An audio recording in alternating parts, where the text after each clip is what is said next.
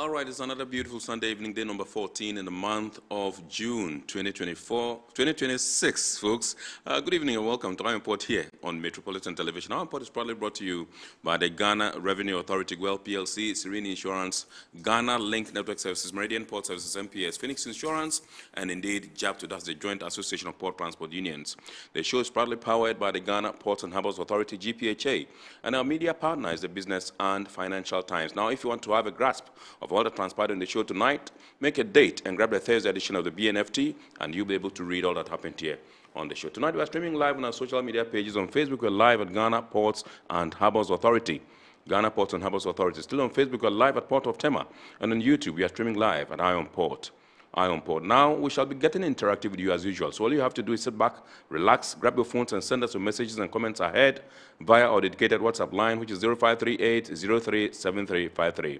0538-037353. When the time is ripe and I pick signals from the production team, we shall activate a phone line for you to call in and contribute to the discussion.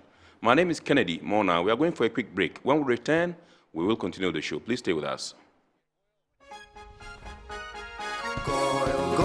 Good energy brings you quality choices with Goil Super XP. Available in many Goil stations nationwide. It is fortified with special additives that help your engine perform better and use less fuel.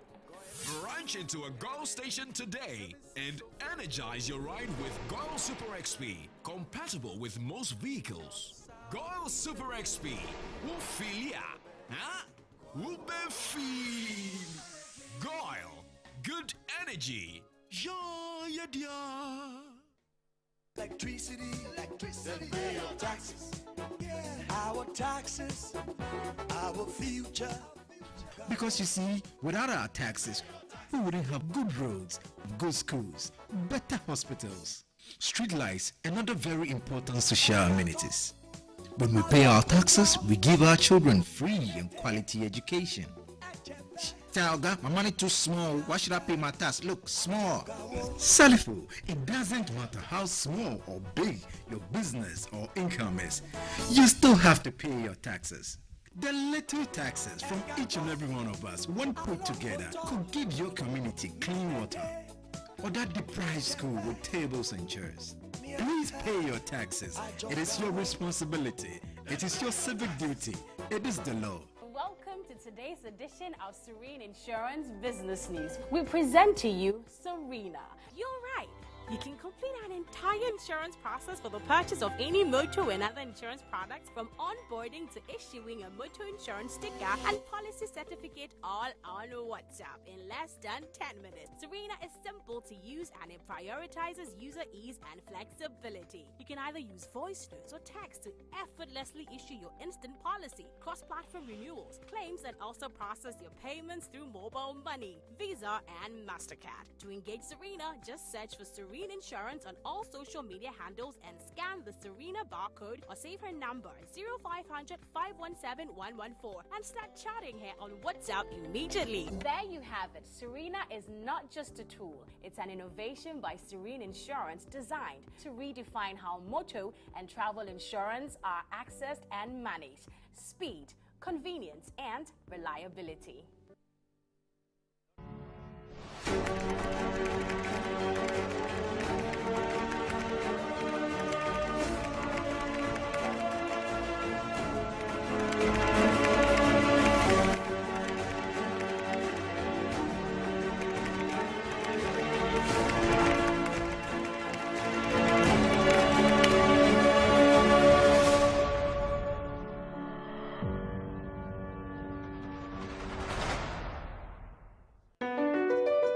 NTES Terminal 3 is Africa's new state-of-the-art container terminal at Tema Port.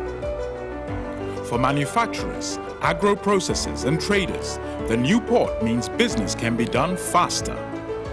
This infrastructure boost will improve Ghana's port handling capacity, connect more trading routes, and oil the engine of growth for the economy, creating greater opportunities across all sectors as Africa's markets merge and become the largest trading bloc globally. NTES, we connect, you thrive. At Phoenix Insurance, we make the unpredictable predictable and the uncertain certain with our range of products, including motor insurance, fire insurance, engineering insurance, marine insurance, accident insurances, and all types of bonds. We have you covered. We also support you with risk management advice to enable you stay focused on your business. Take a policy with Phoenix Insurance today. We help you rise from adversity stronger and more secure. Contact us on 0302 246319 or 0302 246644 or any of our branches, agencies, and brokers spread across the nation. You can as well connect with us on our WhatsApp chatbot. Efiba is waiting to assist you. Make the future predictable with Phoenix Insurance. Phoenix Insurance, a delightful service experience delivered with wisdom. Across the corridor and every major yard, GPHA is the choice of over 11,000 professional drivers. Visit our kiosk to register. Join a community built on safety, savings, and success. Get your official high-vis gear and your personalized GPHA ID, your key to a smarter journey. With over 11,000 members, you are never driving alone. This is the GPHA standard of excellence. Tap your card for instant fuel discounts at Shell. Save more on every fill and keep your profits high. Maximize your earnings with our real-time load board. Find your next haul instantly.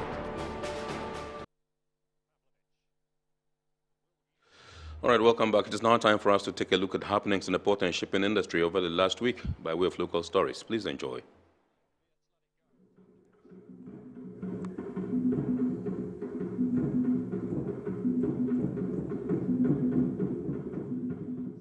The Ghana Maritime Authority has commissioned the first batch of 200 safety guards and launched a program to distribute 20,000 life jackets as part of efforts to improve safety on Ghana's inland waterways. The guards, recruited from the communities where they will serve, will be deployed to 125 major and minor crossing points to enforce safety regulations, educate passengers, and support emergency response operations. Despite the threat of rains, the event featured colorful displays of discipline and alertness by the newly trained guards, alongside cultural performances that highlighted the importance of life jackets in preventing fatalities on the country's waterways. Director General of the Ghana Maritime Authority, Dr. Kamaldeen Ali, said the initiative reflects a deliberate effort to transform the country's safety culture, expand safety coverage, and make life-saving equipment more accessible to all inland waterway users. He indicated that the authority is also introducing subsidized life jackets and a rental system to ensure that every passenger can access a life-saving device before boarding a vessel.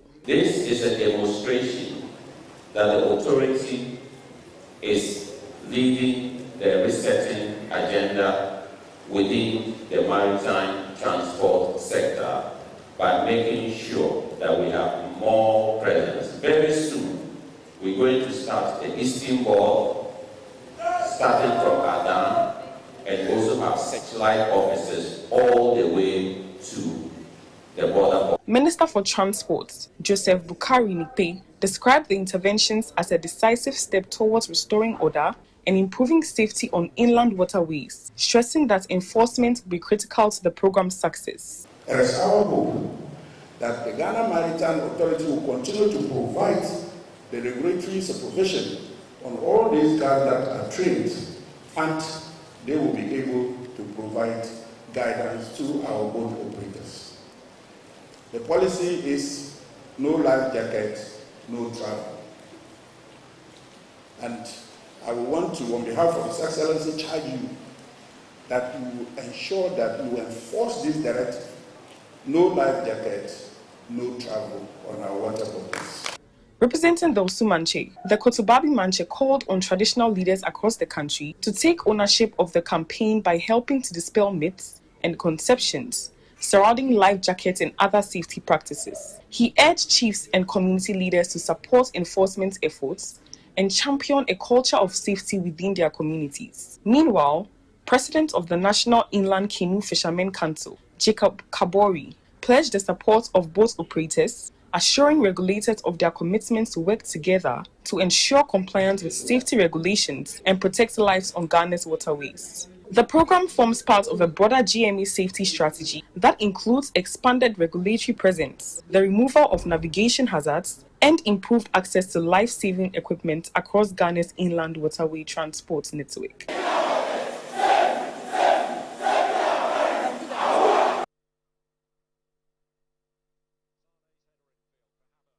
The Deputy Minister for Transport, Dorcas Afotofe, together with officials from the ministry on Wednesday, June 10, 2026, paid a courtesy call on the Chief Executive Officer of Meridian Port Services, NTES, Mohammed Samara, as part of efforts to deepen the ministry's understanding of port operations and explore ways of enhancing efficiency in Ghana's ports.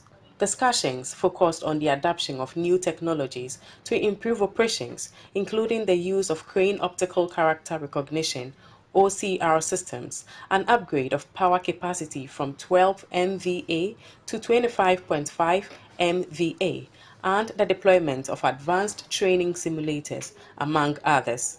These initiatives are aimed at ensuring faster and more efficient cargo clearance in the country's ports. The delegation was also briefed on the history and growth of NTES as well as ongoing investments in an upgrade power plant and environmentally friendly infrastructure.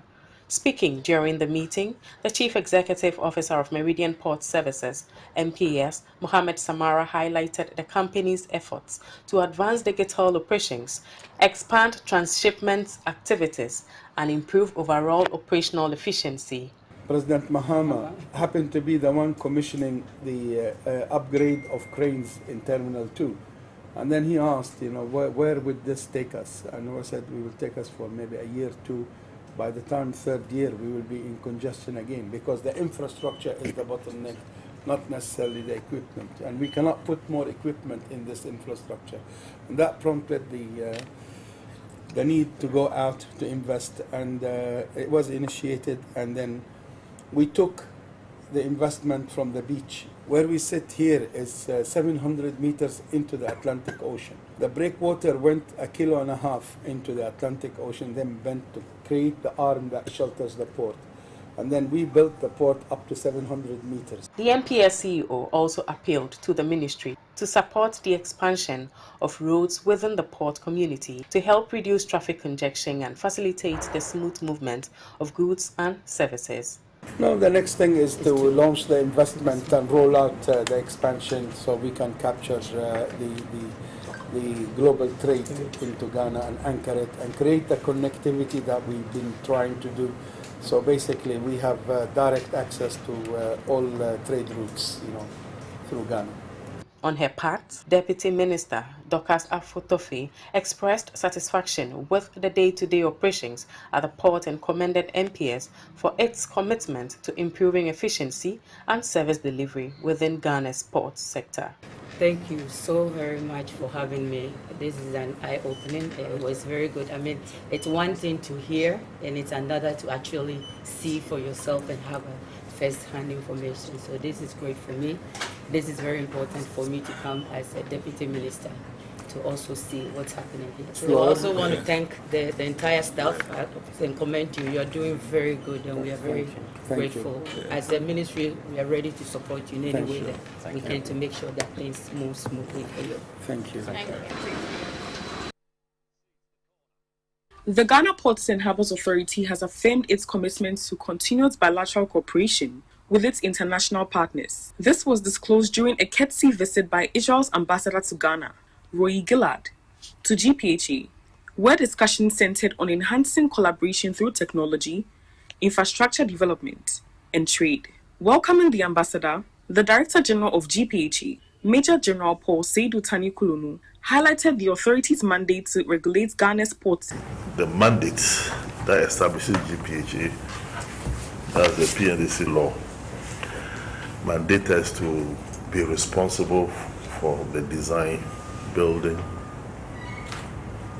managing, and regulating ports and harbors within the country.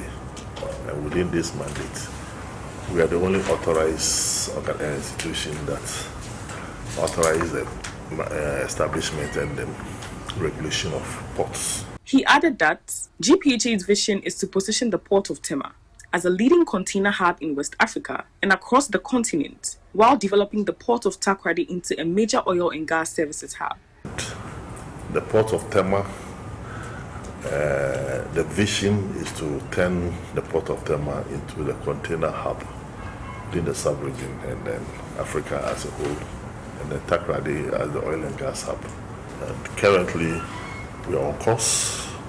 And I wish to state that I know the relations between Ghana and Israel is way long.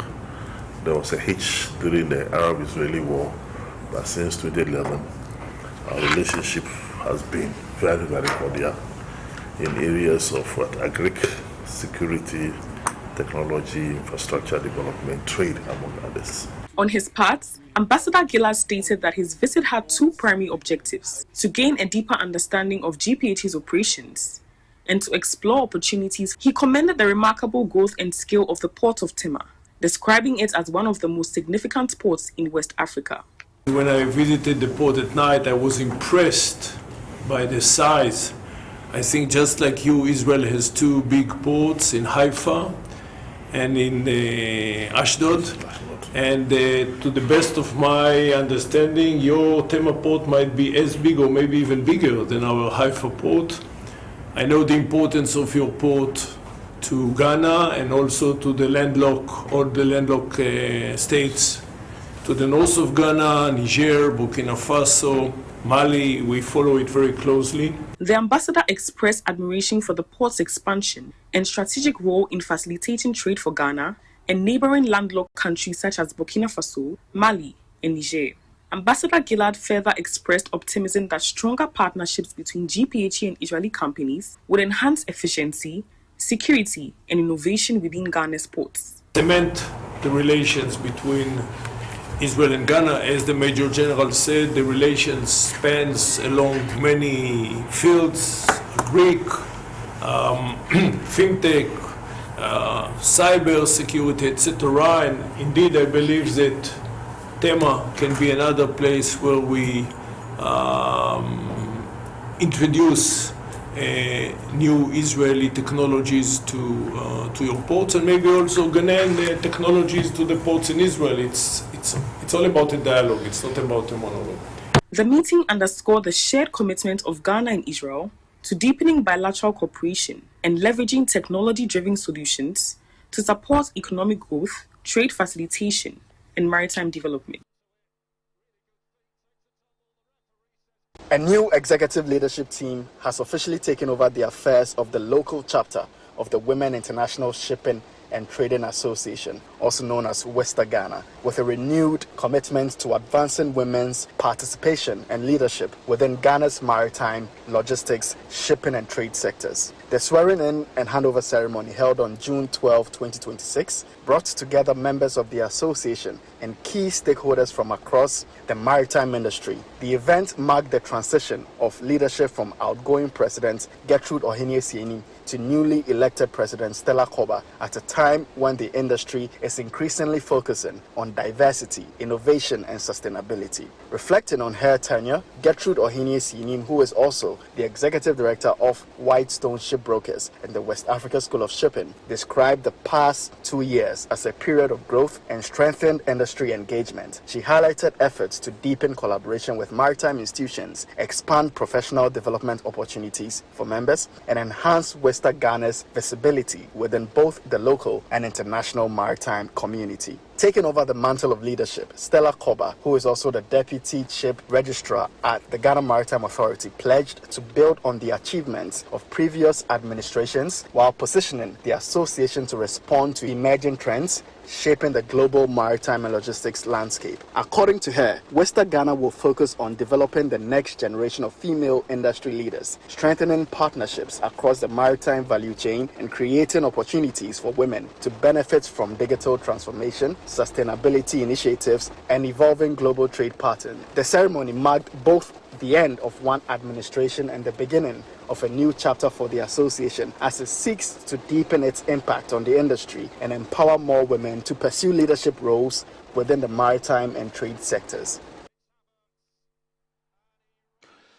All right, so those were happenings in the port and shipping industry over the last week. We are now zooming into a discussion proper tonight. Tonight, we're taking a look at the Ghana Export Promotion Authority. And just to inform you, if you haven't heard, that Ghana has recorded $5 billion in non-traditional exports.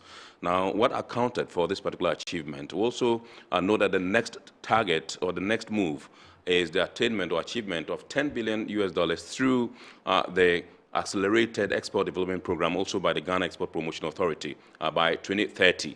And so in 4 years' time, we're expecting that Ghana can break in some $10 billion through non-traditional exports, and that's through the vehicle, the Accelerated Export Development Program. And so tonight we're going to be taking a look at what strategies are in place to achieve this target in 2030, and what actually accounted for the attainment of the $5 billion, and what are some of the things that we should be doing as a country to ensure that we actually bridge the gap, the import-export gap, and support the GPHA, that's the Ghana Export Promotion Authority, to achieve its mandate of promoting exports in the country. So that's in the studios. I'm proud to introduce to us Mr. Rashid Raymond Kramer, who is the Deputy Chief Executive Officer in charge of Marketing and Promotions at the Ghana Export Promotion Authority, GPHA. Good evening, sir, and welcome. Good evening, and good evening to your listeners. Thank you so much. It's a rainy evening. We thank you for obliging us. My pleasure. You should have been home enjoying some World Cup games, but you have decided to grace this show, and we're deeply and profoundly grateful, sir. Also in the studios with us is Mr. Davis Kobo, President of the Federation of Associations of Ghanaian Exporters, FAGE, no stranger to our import, indeed a friend of the show. Good evening, sir, and welcome. Yeah, good evening, and also let me take this opportunity to say good evening to your cherished viewers and Absolutely, listeners. Yeah. Absolutely. Yeah, likewise, you could also have been enjoying some World Cup games, but you have also graced the show, for which reason we are deeply and profoundly grateful as well. Let me start with you, Mr. Kramer, and find out from you, what was the feeling like when you realized that you were hitting the 5 billion target, and when it eventually emerged? My inkling is that, or my information is that you actually exceeded it a bit. Is that right? Yes, we exceeded it a little bit. Mm-hmm. But for us as an agency, it was very fulfilling. We started realizing this when we were doing the reconciliation together with FAGE and the customs. Right. So once we realized we were hitting the 5 billion mark, we realized how attainable that 10 billion mark would be even earlier than that, 2030. So as an agency, it was very fulfilling. And in fact, for us, this is the first time we saw a 30% jump from the previous year. So like very, very fulfilling. And I want to say congratulations to my whole agency and my team, my CEO, everybody for putting in a great job. Yeah. Awesome.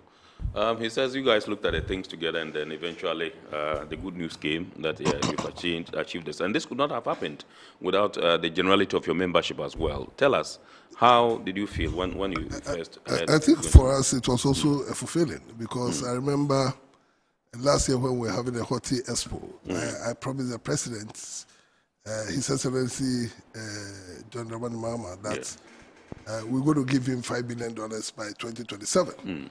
So when we started reconciling the figures, and we realized that we've hit 5 billion, for us it was bingo, because we felt that we put in a lot, and the GPHA themselves have put in a lot, and so there was no way out. We were not going to make it. But we didn't know that it was going to come soon. So when we realized that it had become sooner than we thought, we felt, look, we can do more. Right. So I think that we are on a very positive trajectory. I hope that because you targeted to 2027 to achieve this particular target, you are not resting on your horse, you are still pushing further. No, I think we are not, because if you look at various policies currently, let's even take the feed industry policy, for instance, which is still under the Ministry of Trade, which can easily employ over 80,000, create over 80,000 jobs a year. Why am I saying this? Because still under non-traditional exports where you zero into agriculture, I see this as, I call it economic infrastructure. Economic infrastructure in the sense that If you put all these things together where we produce, government becomes intentional. I mean, businessmen becomes intentional. We're able to produce, to feed the industries, add value, and to export. Yes. There's been 2030, we are talking about over 15 billion. Right. And again, if you look at the Tree Crop Development Authority policy, where they have 6 crops targeting $2 billion each by 2030. Right. I've been saying that take mango alone. Currently, we have almost 200,000 hectares. Yes. If we put in our all and all the support, we should be able to rake in more than $2 billion a year now. Wow. If you add value as well. So that tells you that, for me, if you put it together, and again, I have been using government becomes intentional. Right. Institutional collaboration. I mean, we have been working with Ghana Export Promotion Authority for some time now. If you look at the coconut sector, for instance, coconut we are still the leading producer and export in Africa. Okay. Yes, 24%, and that alone represents 24% of the entire continent. That's what we're doing a lot. If you do look at our yam export, yes, we are still leading, next to neck by with Jamaica. Right. And the export to the United States, we are still leading. So it means that if we put in our all, if we put in the necessary infrastructure support to support the industry, we'll be able to hit. And like I said, if you take mango alone, we take in coconut, you take other ones, and we put in the necessary infrastructure, I think that hitting $2 billion a year shouldn't be a problem in the next 4 years. Right. So if you add that to what GPHA and Co are doing now, this means that if we are serious, in the next 4 years, we should be able to hit, by 2030, we should be able to hit minimum of $15 billion. How much do we go to IMF for? Yeah. So once we're able to do this, we're cushion our country. Absolutely. Yes. Absolutely. Awesome. Mr. Kramer, let me come to you. What key factors have driven this strong growth, and how can they be sustained in the coming years? So globally, we saw an increase in demand. And this demand was already there. Right. But we also had issues with meeting that demand. So you realize that quite recently, together with the Cocoa Board, His Excellency has been able to ask for 50% of the cocoa beans, for example, right, to be for local production. Now, that alone, we are expecting to see another 2 billion. Right. Because the demand for it was already there. So all of it is just from global demand. Right. Apart from this, we also saw a general increase in prices cut across board for all these sectors. So I would say cocoa led this 5 billion. We saw a very big, a good chunk of it come from cocoa. Cocoa gave over 800 million. And that's just from the cocoa butter, cocoa cakes, and all of that. So apart from the global demand, now we are able to meet that demand. And then we've seen an increase in value addition. Right. Now the farmers and the middlemen are beginning to realize that they can make more from value addition than just sending out the raw products. So now instead of sending out the raw share, we are beginning to see them send out share butter. We've seen them say, in fact, there's some share oils. We are beginning to see them do more cocoa cakes and cocoa butter. We are beginning to see them do more of the, in fact, even the fugu, for example. Yes. We've seen how much of it is going to Zambia now, for example. In the last 3 months, we've seen so much demand from them that even for their anniversary, their independence, they are asking for fugu to be made in their nations, colors and all that. So cutting across, you see that trend is the increase in demand and the increase in prices cutting across. Right. Apart from that, now we've also seen that the accelerated export development. I'm yet to come to that one. Yeah, yes. is making the whole value addition craze cut across. Absolutely. So now a lot of our farmers are refusing to do just raw products. You know, they'll rather make it dry fruits. They'll rather make it dried yams. They'll rather make it into powder or something where they can double or triple their monies cutting across. And also cut down on post-harvest losses. Yes, cut down on post-harvest losses. Because you see Blue Skies doing an amazing job with that.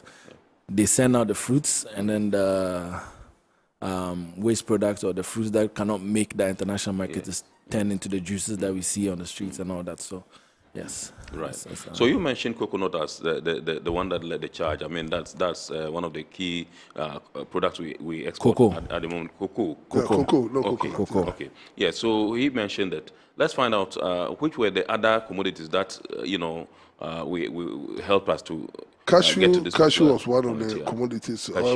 Cashew as well. And like I said, some of the commodities you might not see the figures, but they also made a lot of inputs. Because, for instance, Deputy CEO just mentioned blue skies. Well, if you look at the value addition alone for the likes of mangoes, pineapples, that leaves the shores of Ghana every day. Yeah, sure. You have no idea. All these ones are part of the ones that rake in the necessary foreign exchange for us. I did mention coconut because coconut is now becoming vibrant. Ghana is becoming one-stop shop where people move from Nigeria. All you need to do is they move their trucks in here to load. Right. And it is one of the mills. And again, GPHA started during the previous government. They started the coconut revitalization. When this government took over, they also continued. I mean, so you saw a clear policy and also a direction to make sure that we get what we want. And that is where I spoke about intentional. It's a government have been very intentional about what they want to do. They want to see a success. And that is it. If you see the how they going to 24-hour economy, which is going to just into the likes like Tree Crop Development Authority and other things, all these things made some few gains. Right. But the issue here is, are we stopping here? And that's a big question. And the answer here is big no. And that was the more reason why I did mention of us being able to cross over 50 billion if we put all mechanisms, if we put all our hands together to make sure that we produce it. Because currently, just about a month ago, even though it was announced, how they call the raw rubber export was announced, a ban was announced, just about a month ago, I was part of the 24 Economy, how do you call it, council, where we met with the president, and the Ministry of Trade came out clearly, said that no, the raw rubber is banned. So what is going to happen is they are going to add value to it. And the issue here is if you add value to the whole thing, then that is what gives you another foreign currency. Don't also forget that 1% growth in agriculture has 5% plus exponential growth on industry and service. So these are some of the things we are hoping to do. And this is where we think that the banks should come in. I mean, there should be a special purpose vehicle for the non-traditional crops. I'm not going to talk about agriculture alone, but then there should be special purpose vehicle to drive all this, because I've been saying that government has the biggest purse, and until they spend, the private sector can never be viable. And this is what I'm seeing. And I think that for us in the private sector, we'll be more than ready to. They get out, able to support faith for, how do you call it, most of our, the international fairs. Yes, Germany, Canada, London, Italy, Spain, and if you see the exports, I mean, when Mr. Kramer and Co took over, they saw the exports. We were there with their chief executive for the whole time during the Berlin fair last year. And for the first day, he was there throughout, through and through. He saw the export, he came saying, "Look, let's do something about it." So I wasn't surprised that from 3.8 billion, we moved to 5 billion plus. It's not even 5 billion plus. It's not flat, it's 5 billion plus. So I think that if we see this kind of collaboration with other institutions like Ghana Export Promotion Authority, Food and Transport, where we have one-stop shop with the private sector, we're going to make it. Right. Awesome. Let me come to Mr. Kramer and find out from you. Tell us about the Accelerated Export Development Program.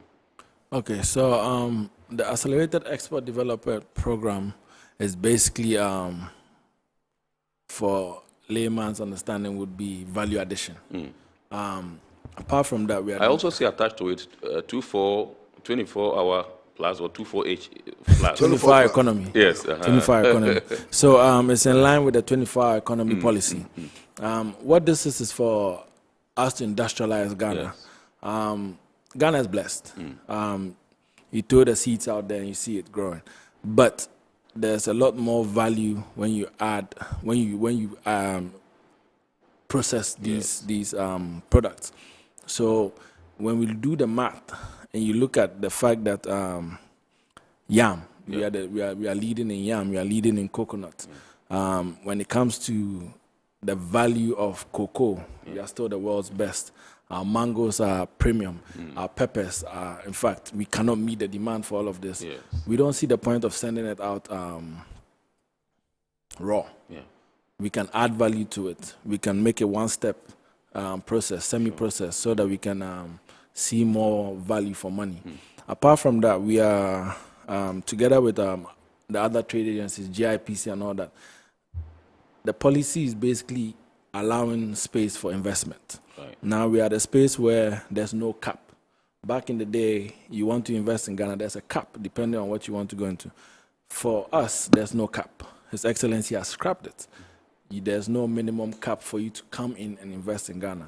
And what the Accelerated Export Program is basically saying is it's giving you a wide range of industries. There's agro-processing, there's the trading services. You can decide to come in and help these nurses. You saw recently us sending some nurses abroad. In fact, you've even seen some drivers going abroad.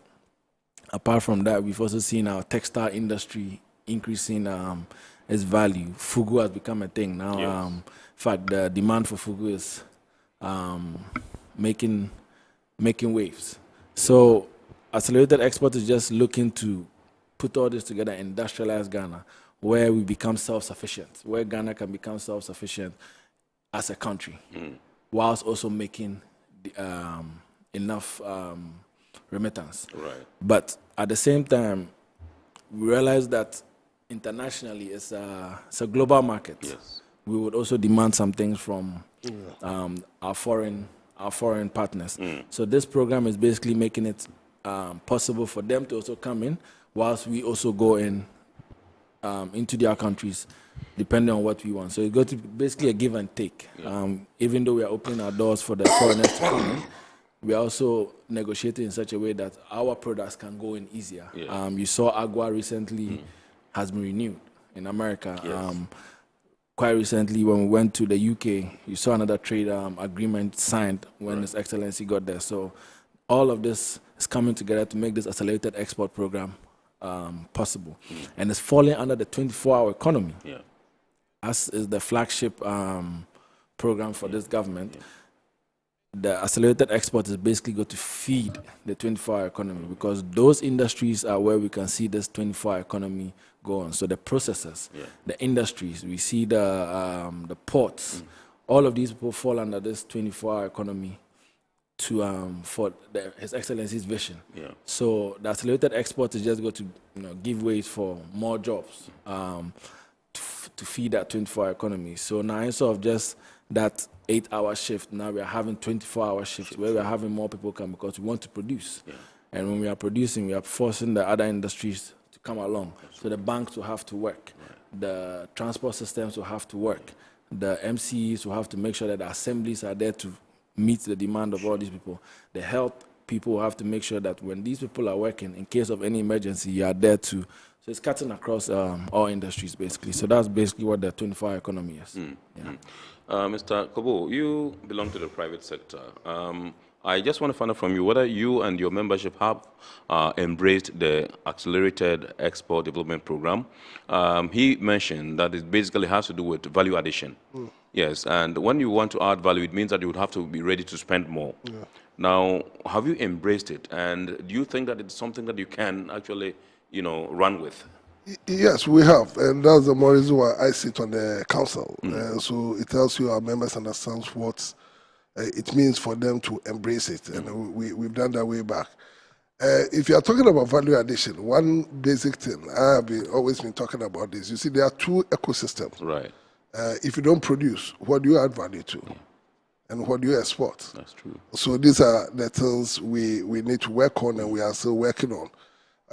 So embracing it, yes, we've embraced it, and we're making sure that we work on our production, i.e. the quality, the standards, because when Deputy CEO in his initial presentation, he made mention of the demand, which we are unable to even meet. So it means that we need to do more to be able to do that. Because if you, like he rightly said, once you add value, you turn the whole economic projections to by 4. It doesn't become 1 again. So it means if we're going to get $1, you're making $4 out of that $1. So, and proximity, if you look at Ghana, where we are a center of the world, I mean, 6 hours by air, you are in Europe. 6 hours, the same thing, you are in anywhere. And even if you are going by sea, 12 days you are in Philistine port, the same 12 days you are in Rotterdam, where you can channel to the rest of the world. And again, if I'm even going to the United States, between 10 to 14 hours, I'm there. Whereas somebody who is coming from Brazil, it takes them a day or two. By sea, once I'm doing 12 days, it's taking somebody from Brazil 40-something days. From Petrolina alone to El Salvador by road takes you almost 36 hours before they come and ship. So for we stand one step ahead of, and that's the more reason why we have embraced it. What we are looking at, and we've still been talking to Ghana Export Promotion Authority, the most important thing is for us to be able to be seen out there, and we'll be able to do all those things. What do we have to do again? Rebranding. We are rebranding because formerly we're doing most of fresh. But currently, as it stands, you see a lot of people moving into the value addition, which is the new catch. So this is what we are looking at. I am always with the opinion that, look, there can always be a deal out there between government to government to say that it doesn't necessarily mean that a government of Ghana to put in all the money. So for instance, if we have habanero, and we know countries who want habanero, are we able to find some good, big industries there who say, look, I want 1 million tons of processed habanero. So they sign a tripartite agreement between Ghana government, the producer, and also maybe the association, and say that, look, let me put in 80% of the money. But then we'll stagger supply, like what they're doing with gold. So these are some of the things we want to see. And once you see that, it means that our farmers are going to, or people in the horticulture front are going to make sure that they have all what it takes. I mean, the necessary infrastructure, the necessary tool to be able to move their current yield to another level for them to add value. You understand me? So we have really embraced it, and we're looking forward for more. Yes. Now, apart from these that you mentioned, we talk about coconut, we talk about cocoa, we talk about yam, we talk about mango, we talk about cashew, and recently the smokes. Which other products or sectors do you think can help, holds strong potential, as it were, to help us propel the export sector, in our country? So with the export sector, all of these, even though they fall under the agro processing and manufacturing, we didn't see the biggest jump from them. We saw the biggest jump in the handicraft sector. We saw a 500% increase in the handicraft sector. Now, this sector, because of, let's say, for example, the fashion world now, fashion has become very diverse. So we are seeing people come back for these ornaments that we make here, these Adinkra symbols and all those things. We are seeing them, and we're also seeing them being incorporated when it comes to architecture of the homes. You see our paintings doing well out there. You see our ornaments doing well. So that sector has immense potential. Apart from that sector as well, the textile sector as a whole has great potential. We see the fact that Benin is doing it. Benin has become a world-leading producer of these textiles. And Ghana can do it. We are currently producing some of the best rubber shoes in the world. And these shoes are going back to the Americas. The place is actually in Akosombo. They are barely able to meet the demand around the world, not to talk of Ghana. We see our kente being used a lot by these fashion industries. We see our GTB prints being used a lot. Gone are the days where back you wanted to buy towels or Yeah. bathroom products, you'll be shipping from Italy and Spain. Now we have the Italians and the Spanish buying our towels being made by it's in the Western region. Wow. We see our toiletries being shipped to Europe, especially Italy. Italy is our leading destination. So there's a change in trend. Yeah. We have it. And our agri-processing sector, which is still the best, is also doing this because Ghana is still one of the few countries that can boast of being an organic country. We are not using any of these fertilizers. Everything we grow is mainly organic. Sure. So you would see all of this coming together to make exports amazing. But handicrafts, yes, it will be the one worth mentioning right now. Yeah. In fact, our woodwares, we see the art and craft people from Ebri and their markets. You go to them with in Germany and you see the people trooping in just because of the finishing, and it's handmade. And when you go out there to the Western world and they hear handmade, it's premium prices. Yes. So the handicraft sector will be worth mentioning. Absolutely. That will be one sector worth mentioning to answer your question. Right. And then close second will be the clothing, garments and textiles. Right. Yes, there will be. These two have immense potential. Yes. Let me rope in the Africa Continental Free Trade area.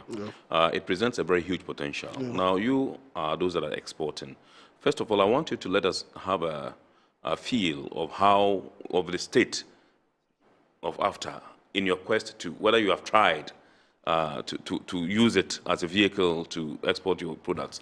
And secondly, what we can do under it to propel the NTE sector. Yeah, I think I've sat here once or twice speaking about AFTA. And I said that generally when you talk about AFTA, it's one of the major tools that would have galvanized all this export to also rake in a lot of foreign exchange.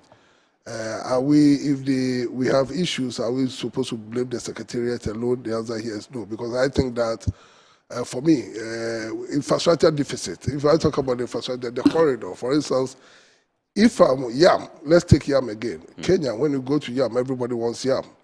Thankfully, Ghana Export Promotion Authority, they have export trade house there.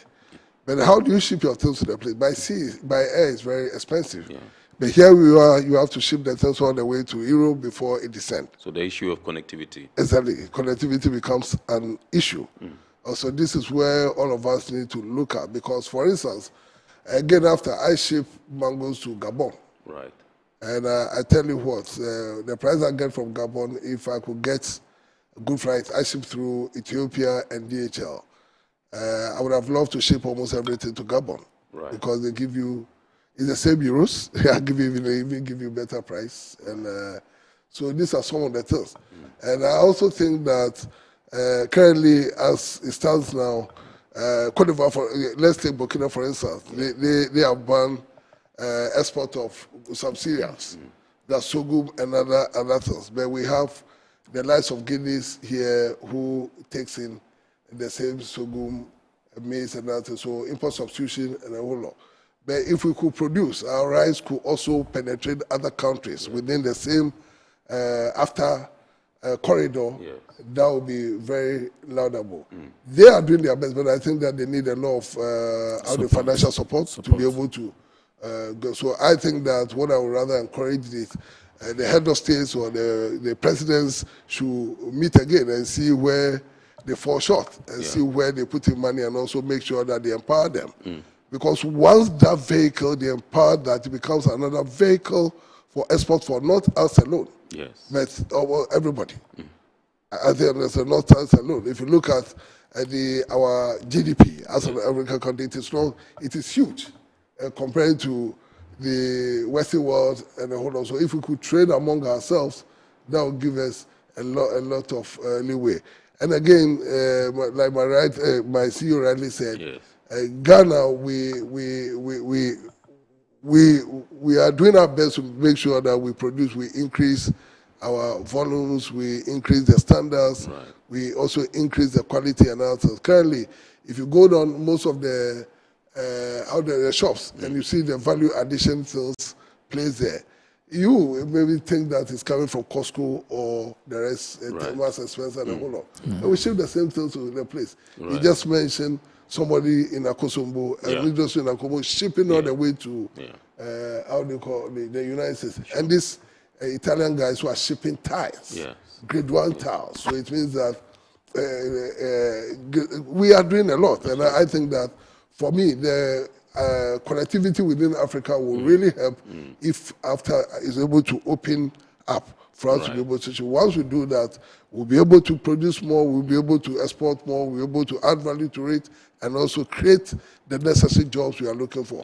For me, if you look at the feed industry, the feed industry target is not just for the Western world.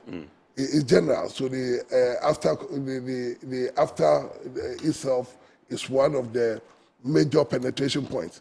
So yes, we're doing our best. We're collaborating to do something, but I think that generally they need to be funded.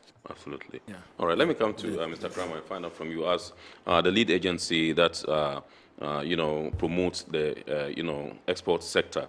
I want to find out from you, what are you doing what are some of the things you've done or you are doing to support the exporters to leverage the Africa Continental Free Trade Area to maximize their business? So by following His Excellency's lead, Ghana Export, we did stand in an election for ECOWAS to become the vice president for the trade promotion organizations.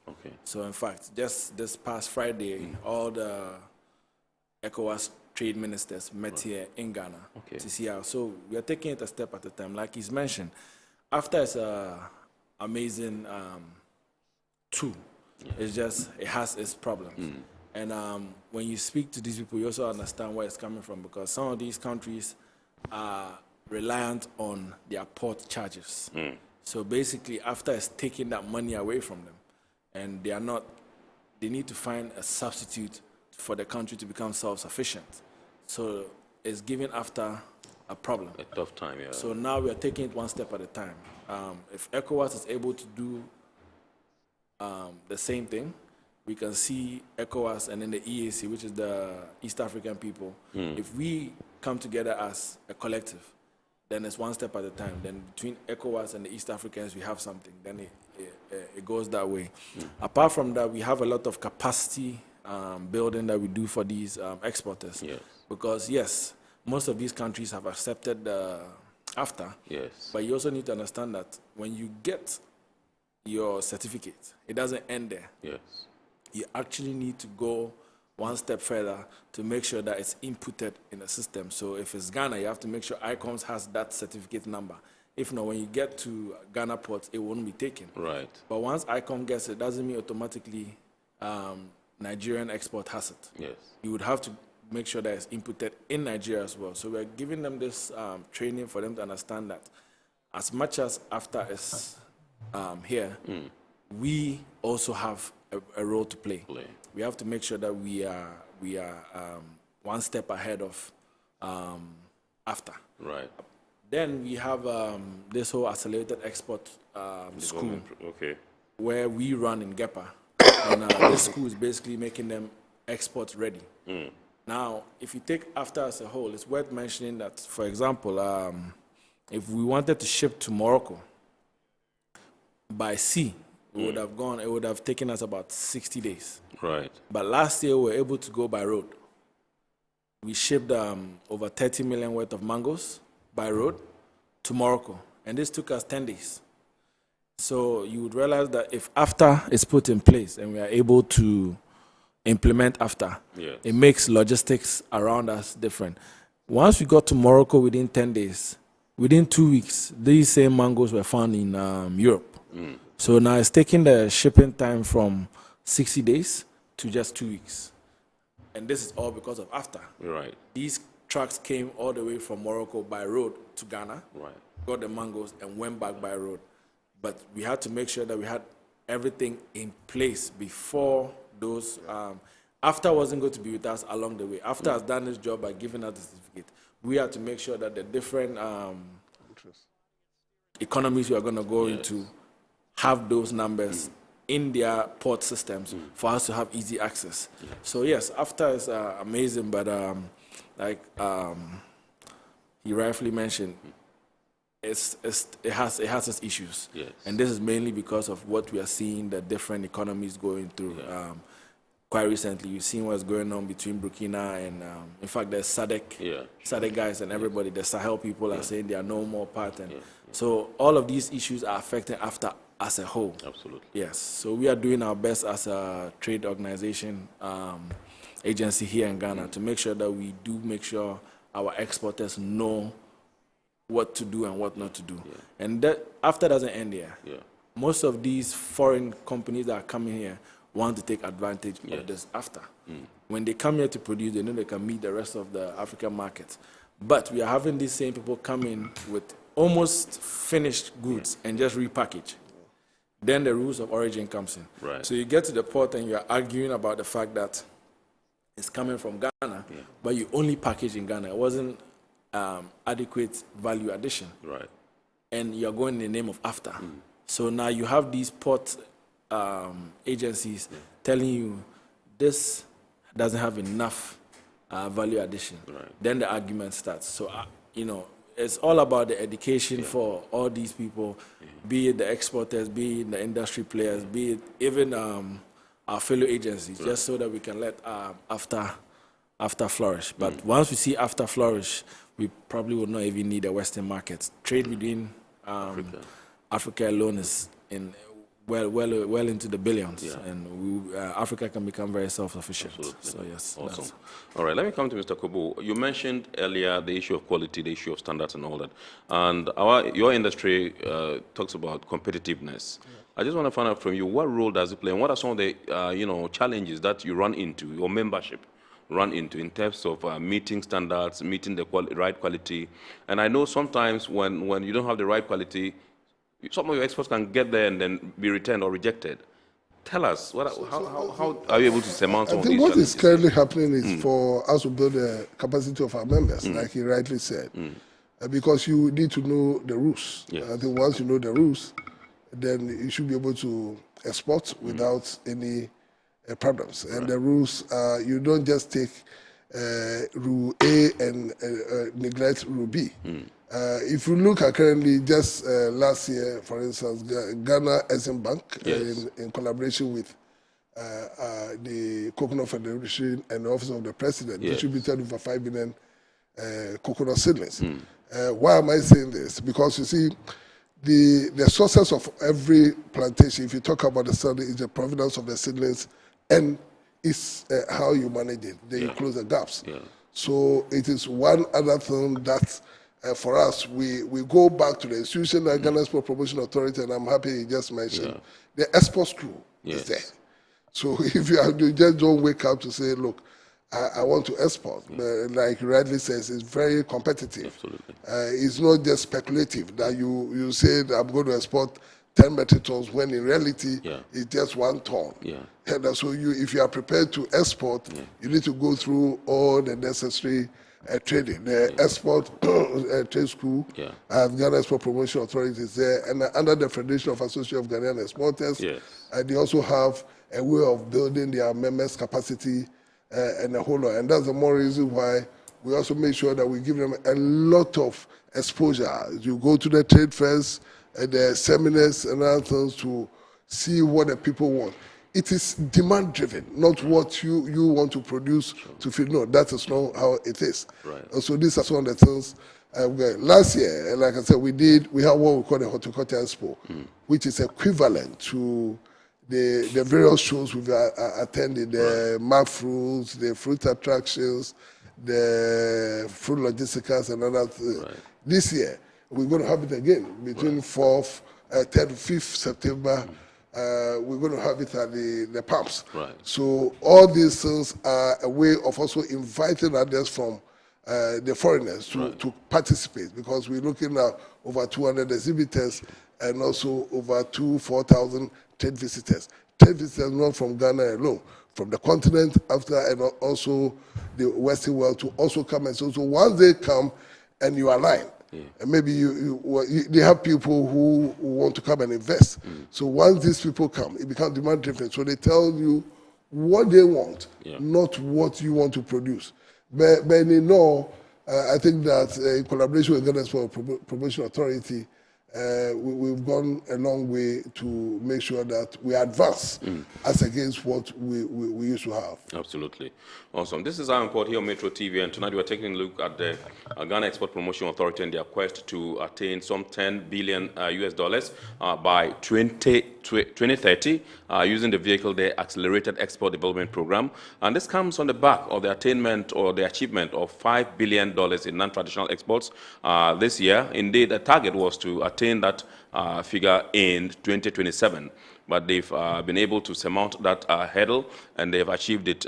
Even, I think it's, they allude to the fact that it's slightly above the $5 billion mark. And so that's what we are discussing tonight. With us in the studios is Mr. Rashid Raymond Kramer, who is the Deputy Chief Executive Officer of the Ghana Export Promotion Authority in charge of marketing and promotions. And also with us in the studios, Mr. Davis Kobo, who is not a stranger to the show. He's the president of the FAGE, that's Federation of Associations of Ghanaian Exporters. And we're going for a quick break. When we return, that's when we get to activate the phone lines for you to call in and contribute to the show, and also share your messages with our guests and elicit some responses for you. Please stay with us. Good energy brings you quality choices with Goil Super XP. Available in many Goil stations nationwide. It is fortified with special additives that help your engine perform better and use less fuel. Branch into a Goil station today and energize your ride with Goil Super XP, compatible with most vehicles. Goil Super XP, Ufilia, huh? Ubefi. Goil, good energy. Yeah, yeah. Electricity, then pay your taxes. Our taxes, our future. Because you see, without our taxes, we wouldn't have good roads, good schools, better hospitals, street lights, and other very important social amenities. When we pay our taxes, we give our children free and quality education. Talga, my money too small. Why should I pay my tax? Look, small. Salifo, it doesn't matter how small or big your business or income is, you still have to pay your taxes. The little taxes from each and every one of us, when put together, could give your community clean water, or that deprived school with tables and chairs. Please pay your taxes. It is your responsibility. It is your civic duty. It is the law. Welcome to today's edition of Serene Insurance Business News. We present to you Serena. You're right. You can complete an entire insurance process for the purchase of any motor and other insurance products, from onboarding to issuing a motor insurance sticker and policy certificate, all on WhatsApp in less than 10 minutes. Serena is simple to use and it prioritizes user ease and flexibility. You can either use voice notes or text to effortlessly issue your instant policy, cross-platform renewals, claims, and also process your payments through mobile money, Visa, and MasterCard. To engage Serena, just search for Serena Insurance on all social media handles and scan the Serena barcode or save her number 0500 517 114 and start chatting her on WhatsApp immediately. There you have it. Serena is not just a tool, it's an innovation by Serene Insurance designed to redefine how motor and travel insurance are accessed and managed. Speed, convenience, and reliability.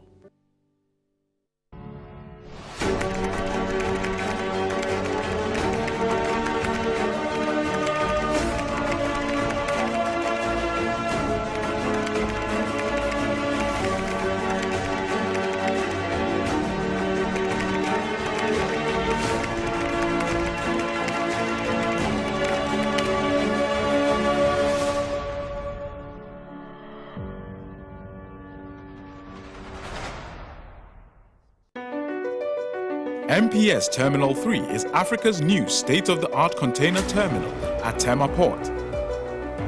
For manufacturers, agro-processors and traders, the new port means business can be done faster. This infrastructure boost will improve Ghana's port handling capacity, connect more trading routes, and oil the engine of growth for the economy, creating greater opportunities across all sectors as Africa's markets merge and become the largest trading bloc globally. NPS, we connect, you thrive.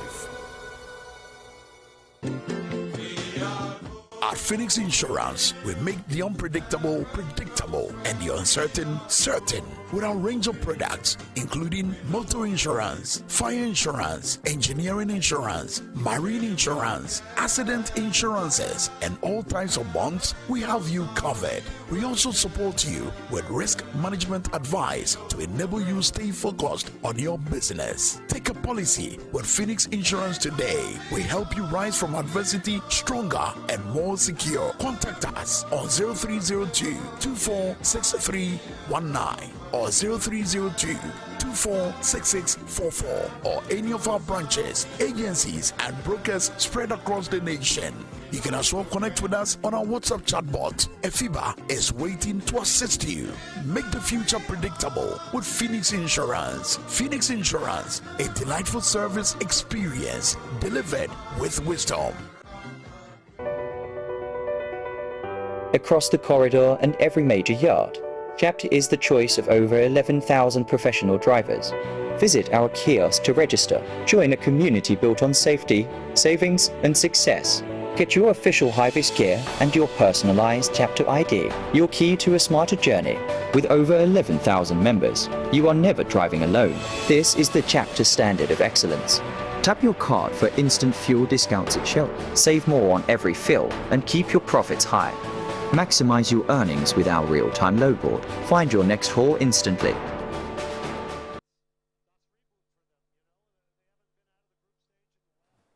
Right, welcome back. So we're discussing the achievement of $5 billion in non-traditional. You're welcome back. We are discussing the achievement or attainment of some $5 billion in non-traditional exports. That's $5 billion, I mean USD, not 5 billion Ghana cedis. In the non-traditional export sector, and we're looking forward to attaining or achieving some $10 billion by 2030 through the Accelerated Export Development Program by the Ghana Export Promotion Authority. And so we are discussing this particular trend and what we can do to better the export sector. With us in the studios, Mr. Rashid Raymond Kramer, who is the Deputy Chief Executive Officer of the Ghana Export Promotion Authority in charge of marketing and promotions, and indeed Mr. Davis Kobo, who is the President of the Federation of Associations of Ghanaian Exporters, FAGE. They're the two gentlemen we're having the discussion with. I have been told that the phone lines have been activated. You can call in and ask whatever questions there are that are bothering you, and we'll elicit some responses from our guests for you. The number is right on the screen, 0245-834980, 0245-834980. You can call in. Your messages are also here. I will be sharing them with them pretty shortly to elicit some responses for you from them. Now, let me come to Mr. Kobo. It's been an age-long problem. That's financing for your people. Now we have the Exim Bank. I guess, most of your challenges are over when it comes to financing.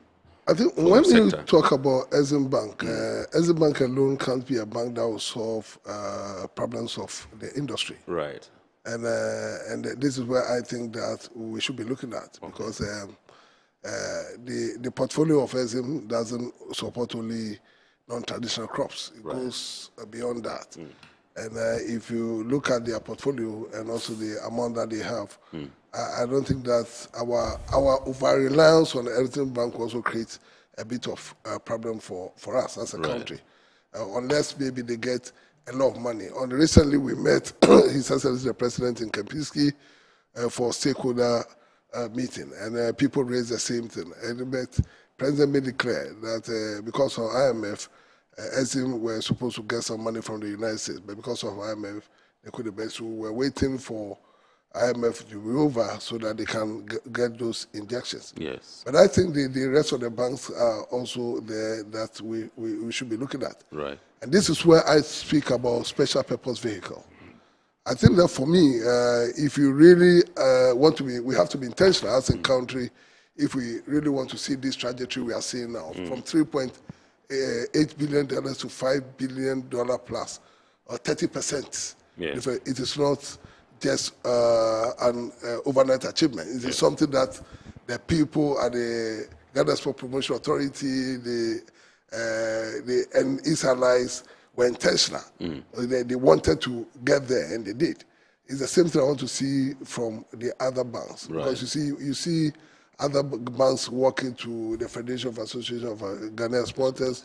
They really want to do something. But go and bring your grandfather's certificate, death certificate, go and bring your grandmother's birth certificate, sort of funding, I think wouldn't help.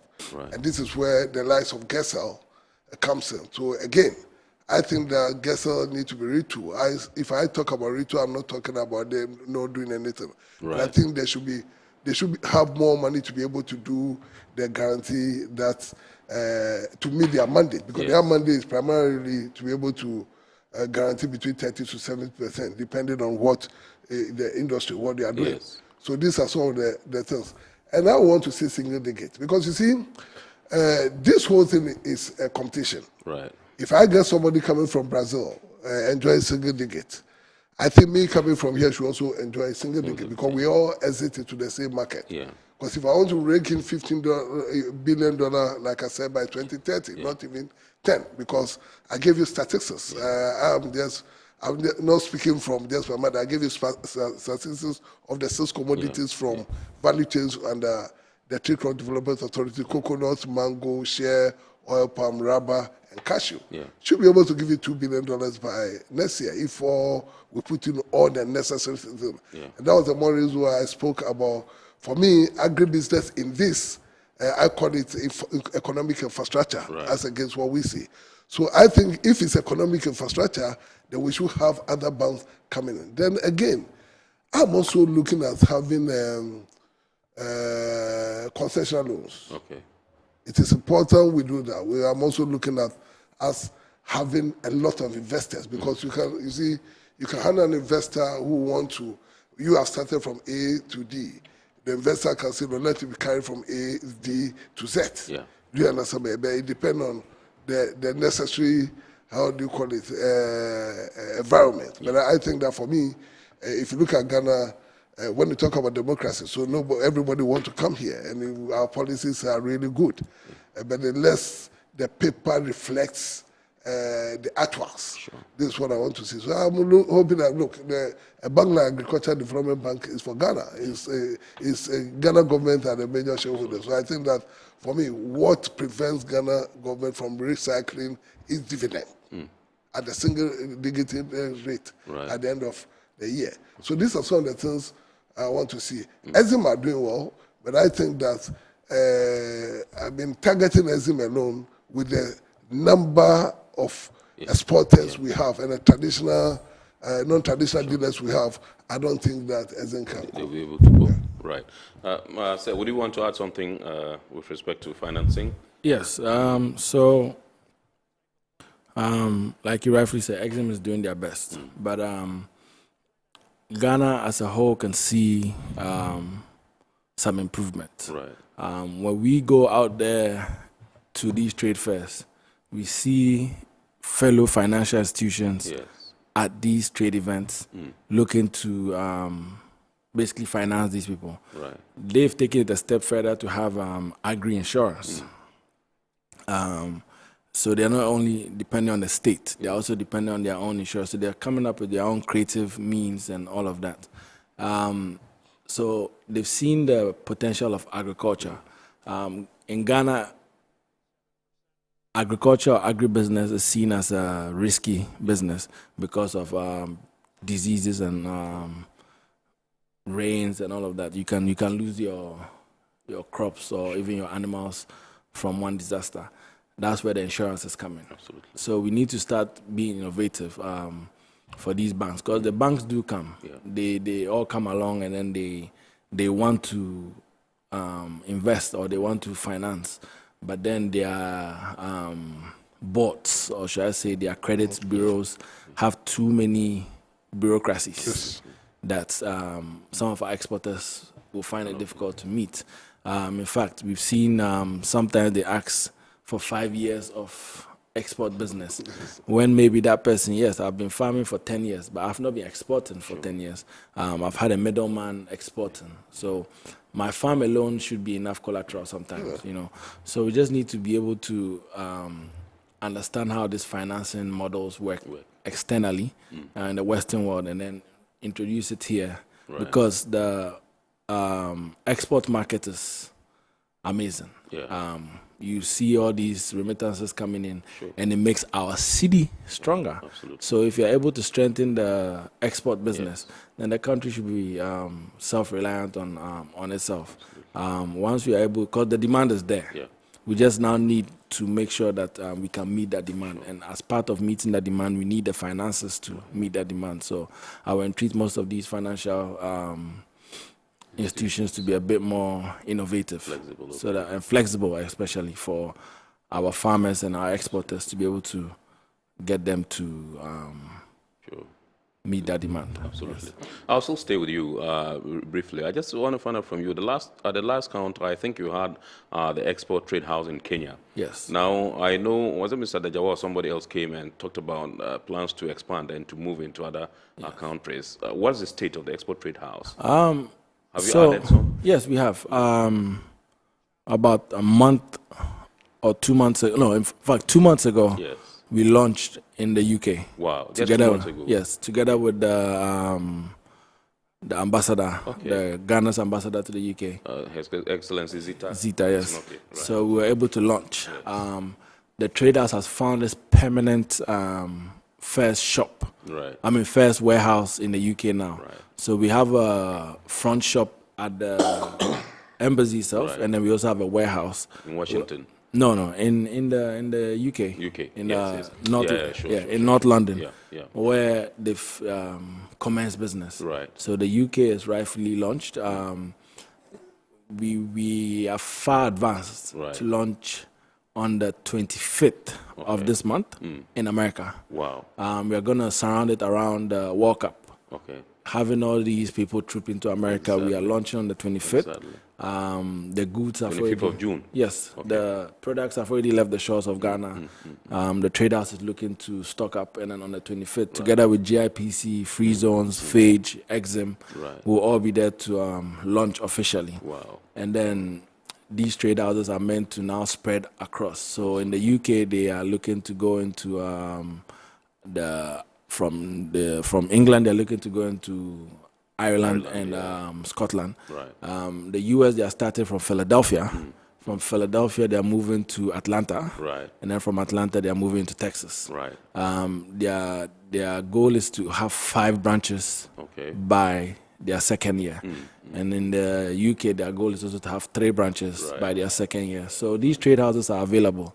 And I want to use this opportunity to tell all exporters that this trade house is for them. It's a shelf for Ghanaian products. So walking to our offices, we do have regional offices, so the people on the regions as well can take advantage of this. And we will take these products out there. We are not just stocking. We are promoting. When we get out there, we are promoting these to the diaspora. We are promoting it to the Western world. We want that to be, when you walk into the Ghana Trade House, it's basically everything made in Ghana. So it's not just about the agri-products. The handicrafts people are there, the clothing sector, the garments, the textiles, even the people doing the towels, people doing the bathroom wear. Quite recently, we've seen, in fact, there's a lady that brought in some hairdressing equipment that she's doing here. So the trade house is here to serve everything made in Ghana. So on the 25th, be on the lookout. Philadelphia will be launched. Yes, it will be launched. Awesome. Great. Yes, so let me come to you before we take some messages. And I understand there's some upcoming Horticulture Expo. Yes. I think last year I happened to join. That was at the conference center, International Conference Center. I represented you. Yes, so this year the Horticulture Expo, initially it was scheduled for 11th. But we in consultation with the various agencies and from strong advice from Ghana Export Promotion Authority, we decided to move it to, and also from the President, move it to September. Right. We are doing from 10th September to 5th September. Okay. At the Palm. The Palm at the how do you call it? The La Palm. La Palm. And like I said, we are expecting over 200 exhibitors all over, not from Ghana alone, and also over 4,000 trade visitors. So I expect everybody to walk in. Yeah. There's also going to be a lot of B2B, I think, especially to address this competitive and also standard issues. Yeah, sure. And also the youth. When I talk about the youth here, we're talking about the graduates bracket, where people want to do something. I mean, they want to seek employment for yourself. Yeah. I mean, because the issue here is government can't. There's always a cap for government employment. That's so true. you need to do something. Absolutely. And these are things you want to see. You want to also. We also have people who are going to mentor. Absolutely. Mentor the youth. Right. We have the agencies. For instance, maybe if we are looking to see Mr. Krabba, I mean, a lot of people are going there, so he can't see almost everybody at the same time. Yeah. When you walk to Hot Expo, all of them are there. You see all the CEOs, the deputy CEOs, and other institutions there who show you what to do and all of. So I encourage everybody to come. Essentially, the president will be there. The chief of staff will be there. Most of the ministers will be there. So I expect everybody to come. Absolutely. When it gathers steam and it's getting to time, I'm sure we can have another discussion. Oh yes, before the D-Day. we'll do that. And then we'll also invite GPHA to come and tell us what they've made of the export trade houses in the UK, in the US. By that time, at least several months running, we'll see whether it's yielding the desired result and all that, and we can have some updates for our guests. Now, Kojo Mensah and Tema, we are getting to the mailbox for your messages. He says, please ask your guest how GPHA is supporting young entrepreneurs who want to enter export markets but lack capital and market access. Okay. So for us, market access is one of our mandates. We do so from our trade events. Right. And trade events internationally, not just the Western world, but here in Africa as well, it starts locally. So you find GPHA now going into most of these festivals. So whether it's be it Homawa, be it Odiwa, we are using these as mediums. We are using our regional offices as mediums to actually find some of these people that have these products, not just in Accra. And then we take you to the export school. With the export school, we make you export ready. Right. Basically, let you understand the do's and the don'ts of the export markets, because sometimes the product going into South Africa, for example, the labeling has to be different from the product going to the UK. Right. So all of this will take you to the export school and all that. Once we know you're export ready, we do have some of these banks that we have a very good relationship with. We will help you with a deck, including Exim Bank. Right. And we do present these decks to all these financial institutions. And the most viable ones will be picked from them and finance from Exim. We've seen something being done with First Atlantic. GCB is a great partner. Quite recently, Fidelity has been to our offices a couple of times. We've seen Republic come to our office a couple of times. So we have all of this being done for the young entrepreneurs. Apart from that, we have Youth in Export. Right. It's one of our flagship programs there at GPHA, where we take you through from the beginning stage, be it what you, so if you have in the agribusiness, we take you from the planting stage all the way to the processing stage. If you are going into crafts, we have different craft markets that GPHA has. We have one in Ebri, we have one in the Ashanti region. We are far advanced to do one in the Upper East region, where we will take you through the process and let you understand what this market is.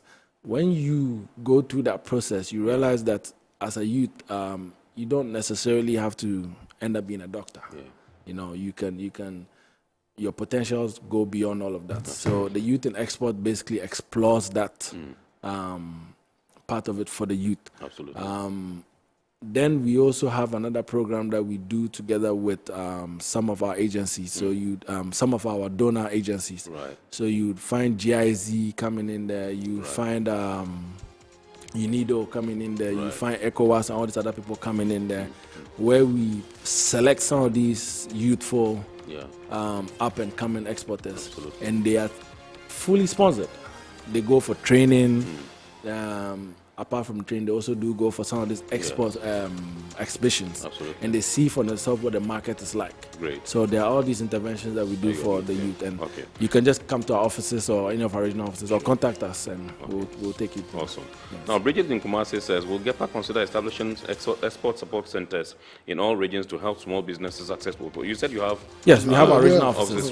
In fact, we currently have one in the Ashanti, Eastern, Volta, Western, Central, Northern, and Upper East. Right. We are planning to open in other regions. Absolutely. But these regional offices are there to serve that purpose. Yes, these regional offices are there to serve that purpose. And this Minta Robert in Accra says, this achievement proves that Ghana has enormous export potential. The next step is ensuring more ordinary businesses can participate. Well, thank you so much, Robert. Unfortunately, our time is up, and this is where we got to draw down the curtain on this week's edition of Our Import here on Metropolitan Television. We've been discussing the achievement or the recording of some $5 billion in non-traditional exports by the Ghana Export Promotion Authority, and looking forward to achieving or attaining some $10 billion by 2030 through the Accelerated Export Development Program, also by the Ghana Export Promotion Authority. Indeed, I think that by all standards, they are doing pretty well, and we would like to pat you on the back and say thank you so much to Mr. Rashid Raymond Kramer, who is the Deputy Chief Executive Officer, Ghana Export Promotion Authority, in charge of marketing and promotions. And also in the studios, Mr. Davis Kobo, no stranger to our import. Indeed, he was on the farm when I got through to him on Friday. And I said I need to come and eat the farm fufu one of these days. Yes. He also joined us. He's the president of the Federation of Associations of Ghanaian Exporters, FAGE. He also joined us this evening for this beautiful discussion. We want to entreat you to keep watching the rest of our programs here on Metro TV, and God willing, next week we shall bounce back with a Father's Day edition of Eye on Port here on Metro TV. Remember, I would like to say a big thanks to our sponsors once again: Ghana Revenue Authority Well PLC, Serene Insurance, Ghana Link Network Services, Meridian Port Services NPS, Phoenix Insurance, and indeed the Joint Association of Port Transport Unions, JAP2. We wish to entreat you to keep on keeping on and watch the abridged version of Eye on Port on Wednesday at 8:30 p.m. on Ghana Television GTV. My name is Kennedy Mona. Thank you so much for choosing us. God willing, we shall see you again next week. Keep on keeping on. Stay blessed. No less. We are out.